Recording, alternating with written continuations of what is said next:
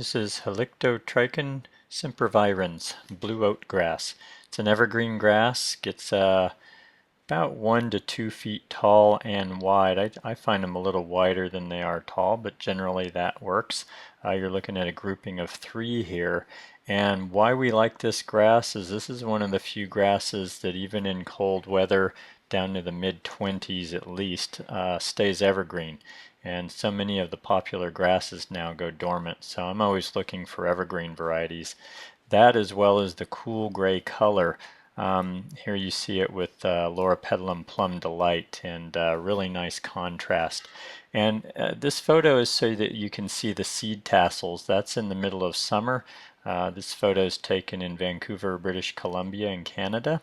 And so it can handle temperatures down to 0 degrees Fahrenheit, so it's very hardy. But if you use it in these colder areas, then just know that it's probably going to go dormant on you. But as I said, where I am in Northern California, we get in the mid-20s just recently even, and these plants are evergreen in our area with that temperature range. So what's nice about this is the cool gray color. It's like a larger blue fescue, but I find way more elegant. The leaves are, again, 12 to 24 inches long, and because they flop over and they move in the wind because of their longer size, then you just have a more graceful looking plant. Here you can see next to a lawn, and you have a more fountain shaped plant, which is why we usually like our grasses. This is in an area where it's in a big grouping, and this is the middle of winter. So you're seeing some brown in the leaves, but it's still again staying evergreen. This was taken in December, and again still hanging in there just fine and not going dormant on us.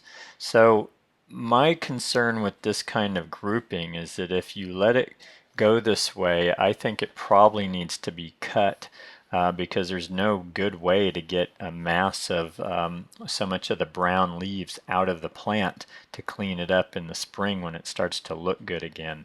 And that, to me, again, is one of the challenges with grasses, is how do you maintain these? So just keep that in mind if you're thinking to use these in mass, is how many years will it handle being cut way down if they do that at all, and if they don't, does it look dirty? I find this looks a bit dirty. It's not my favorite look. So smaller groupings that are more manageable is my preference.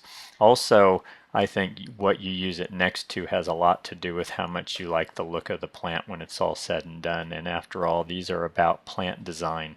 So that cool gray in the shade there, by the way, these can take full sun or some shade. And these are under the shade of a tree and looking very nice and a lot less dry than the ones you saw earlier. So that is, and they are deer resistant, and they are low water over time once they're established, but again, you saw how they can look when they're getting less water in a little more rugged situation. So I think they're going to look better with some regular water. And that is Helictotrichon sempervirens, blue oat grass. Enjoy.